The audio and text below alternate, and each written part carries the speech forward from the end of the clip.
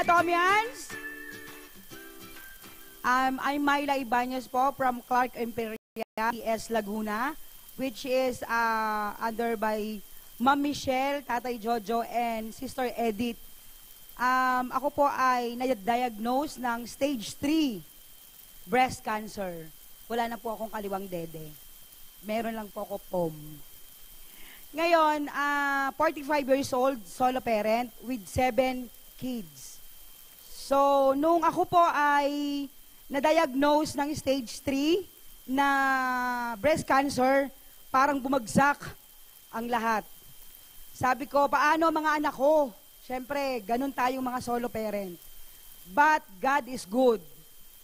Bible study leader ko po, si Sister Edith. So sabi niya sa akin, dadalhin ko sa iyo sina Tatay Jojo at saka si Sister Michelle. May i-introduce ako na kami na subukan mo lang. So since ikaw ay may cancer, lahat ng makakapagpagaling, iinumin natin. Tama po ba? Doon sa mga na-encounter ninyo na nagkaroon po ng cancer. So ako po ay pinuntahan ng mag-asawa at inintroduce sa akin ang Hemohim. Nung inintroduce sa akin ang Hemohim, hindi pa po ako ma-operahan noon. Nagsabi sa akin na inumin mo ito, wala namang masama, kasi ito yung ingredients. So syempre ako, sige, inom. Habang kinakausap nila ako, umiinom na ako ng Hemohim na bit-bit po nila. At thank God po ako, although tinanggal ang akin pong kaliwang dede, ay bago ako operahan, uminom po ako niyan.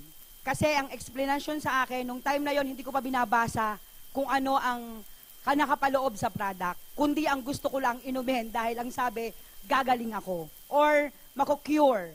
Nung umiinom po ako noon, nung sinabi niya sa akin, bago ako operahan, March 18, inoperahan po ako, March 17, ipinasok ako sa hospital, uminom ako ng Hemohim, which is, di ba dapat ay meron kang, yung hindi ka papakainin. So, itinago ko kasi alam naman yung mga doktor, ayaw nila ng herbal. So, ang ginawa ko, itinago ko ang pag-inom ng Hemohim. Pero that time, hindi po ako nakaramdam ng gutom. Nag-pray ako na kung ano man ang resulta ng aking operasyon, sabi ko, Lord, thy will be done. Ganun na po ako noon kasi during the time na bago po ako operahan, pray po kami ng pray at lagi po nagba-Bible study sa bahay. So, meron din po akong isinama kasing binili dyan, yung atin po kaninang itinakal na omega-3 fish oil. So, kapartner po yan na iniinom ko. So, nung uminom po ako noon, inoperahan po ako ng March 18, hanggang sa kinabukasan po na ako i-operahan na, hindi po ako nakaramdam ng gutom, kundi feeling ko po parang excited pa ako natanggalin yung kabilang dede ko. To be honest po. Bakit? Ito po ay kailangang tanggalin. So, naka-mindset sa akin, pag to tinanggal, didiretso ko ang inom ng Hemohim, wala na ito. So, anong nangyari? March 18 po, kinabukasan, pagdating ko doon sa mismong kwarto ko, Hemohim ho agad ang ininom ko.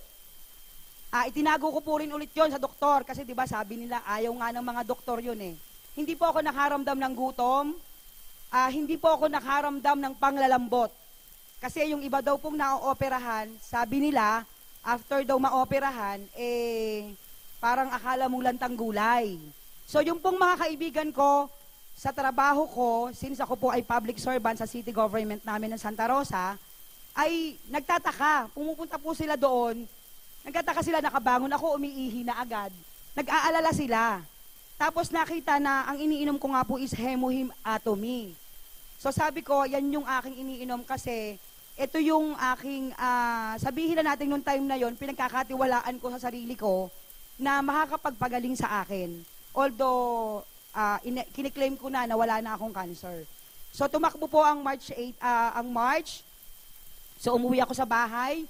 April, kung natatandaan nyo po, kung meron pong nakakaalala dito, na merong sinasabi na yung pag inano yung tinest yung dugo na makikita sa ganto sa screen, may tatlong klase kasi tayo ng dugo, yung kapag ka normal siya, kapag ka meron siyang mga blood clot, yung may mga cholesterol. So thank God po ako kasi March po iyon, nagpa-test ako through laboratory Kasi kailangan. Alam niyo po ba, continuous ang inom ko ng Hemohim after po nang ako'y operahan at saka nung omega-3 na fish oil po natin. Talaga pong ako'y nangingilabot kasi nung pagtingin po sa akin mismo sa screen, yung dugo ko po is clear. Wala pong kahit anong bakteryang nakita. So sabi ko, it's Hemohim Atomy. So sabi ko, Sister Edith, pakisabi nga dun kay Kuya Jojo at kay Ate Michelle, order ako ng isang box. So yung isang box na yon, nasundan pa ho ulit. At yun po hanggang ngayon, umiinom ako at natutuwa po ako kasi pagdating ko po sa lamesa, may Hemohim. Gusto ko sana dun sa medyo unahan kasi isang box talaga dun sa unahan. Kaya lang dun sa pangalawa. So yun po yung aking living testimony. Use Hemohim. Talaga naman pong until ngayon, iniinom ko at trivia po, hindi po ako nagpa-chemo or radiation. Thank you, Lord. Thank you, Miss Myla. Ayan, you will be receiving